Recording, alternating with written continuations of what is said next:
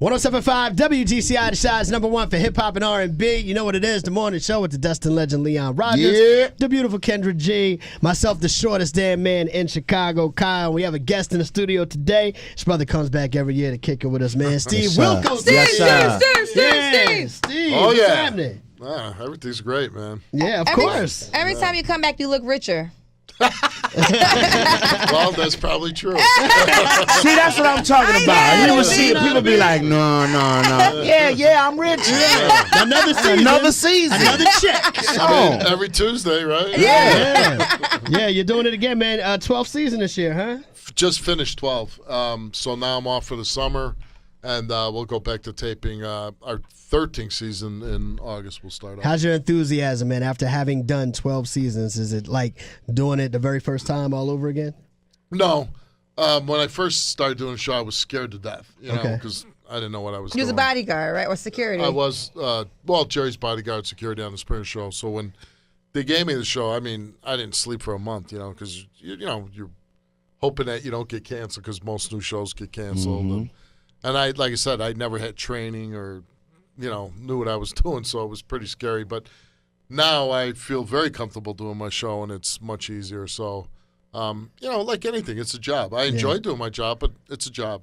No question. Yeah. No question. Will you ever relocate? I know right now you film in Connecticut, and it's so weird because people usually shoot in either L.A., maybe even New York. Like we did in Chicago. Yeah, in Chicago, but you're happy in Connecticut. Are you? I do my show. I'm from Connecticut now. Well, still in Chicago. And now you're in Chicago, so you got the better end of that deal. No, listen. Connecticut, where I live, is beautiful. It's like living in Wilmette or Kenilworth or whatever. But I told my wife, as soon as my kids are out of school and my show's over, I'm not sticking around Connecticut. I'm out. Okay. You know what I mean? Because it's expensive, and I mean, it's not for me. Gotcha. But I do enjoy living there. It's a nice area. So, but once I can get out of there, I will. For the people that don't know, you're from Chicago. You used to be an officer here with the Chicago PD. You went to Lane Tech High School, so Chicago is in your blood. Yeah, I mean, I was 45 years old when I moved away. So, I mean, I lived my whole life here. You look great. No, thank you. I would think you're 45 right now. I'm 55. Wow, that's still, you doing your thing. Yeah. Well, that's what's up. Yeah. I mean, I think I look good, but.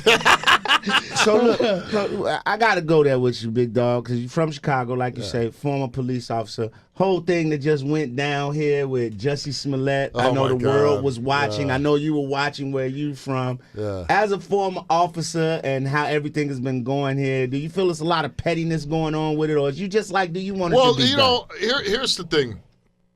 As soon as it went down, and Sarah over there, she can test, like, the moment I go, that is crazy, that did not happen, right? You know what I mean? Like, that did not go down.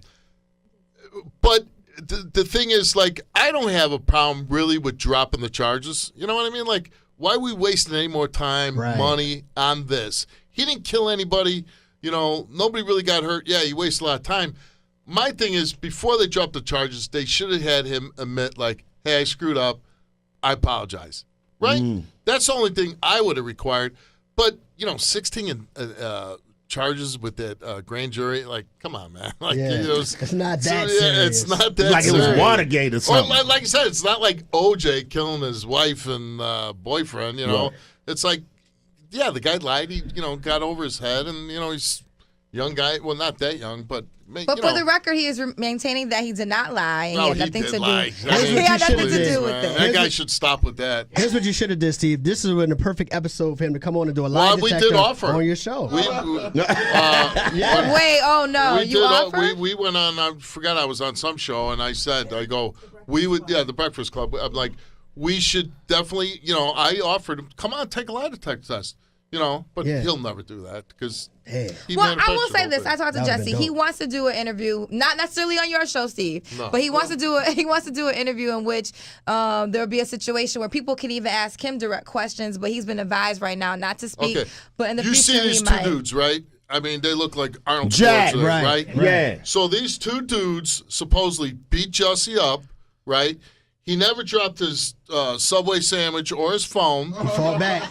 Now, if I'm walking around Rush Street last night, right? Just checking it out because I used to live over there. So I'm just walking around. Now, if two guys jump me and I'm on the phone talking to my wife or something, I'd be like, hey, honey, let me call you back. I'm going to call the police right now. This guy didn't call the police for 45 minutes. And, you know, like, if you just got a text, wouldn't you be calling 911? Hey, they went that way? Yeah. I mean, come on. Man. I just said there was a great marketing employee for Subway. He got his ass whipped and held on to that sandwich. It's so good you won't let go. Whatever he ordered, you got to make that the Smollett combo. Oh, my goodness. Yeah. And, like, the whole thing's so crazy. Like, who's hanging out at 2 o'clock in the morning when it's 17 below? I mean, right. The vortex was that you know day, what I too. mean? Yeah. Like, come on, man. You And looking what racists are watching Empire? Like, the whole thing when it first came out, like, oh, there's the dude from Empire. Well, what racists are watching Empire, man? Come on. Like, And bottle of bleach just handy. Yeah, just, you know, and you got a news, and you're walking around with, and, you know, Make America Great hats. Come on, man. Make America Great so hats. crazy, man. Steve Wilkos hanging out with us, man. You can always check out his show on the U, WCIU, weekdays, 10 a.m. and 11 a.m. Running them shows back to back. Steve, real quick, man, before you get up out of here, has there ever been a moment on your show that just got you emotionally, like tugged at your heartstrings, where you was like, yo, I wish I could do something to help, but I can't. You know what? When we do stories with really young children, and I mean, we just had some people that bad parents. I mean, look what's going on right now. Yeah, right? We were talking about that today. And that really sometimes really affects me emotionally. Like, man, this one woman was telling about how she lost her child. We just taped it this last year, and I can't remember specifics, but I remember, like, I had to catch myself from crying. You know what I mean? Like, because it was such a heartbreaking story.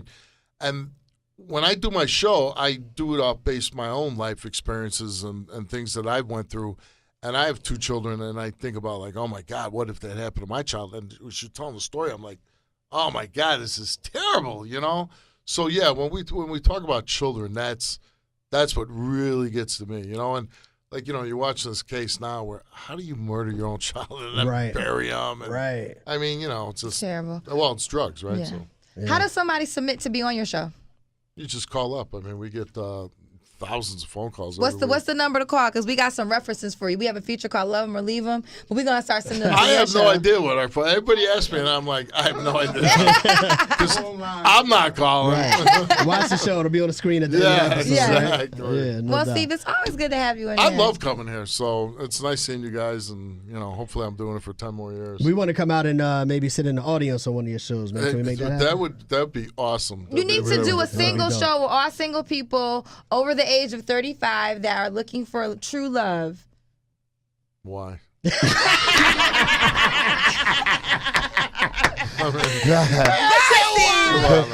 not moving the needle on the Steve Wilkos Show? Oh, that is hilarious. Presented by Jacari.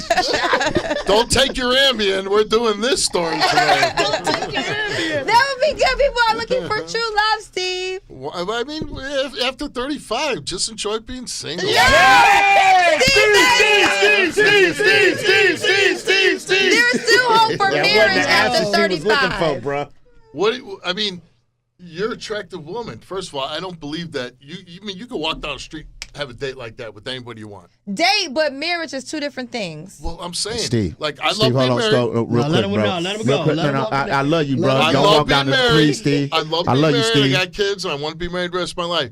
But God forbid something went wrong, or my wife passed away, or something crazy. I'm never getting married again. No way. I'm in the boat with you with that, bro. No way, man. I said it's only going to be one Miss Rogers. Yeah, that's it, man. That's it. And then it's party time. That's a perfect way to end the show.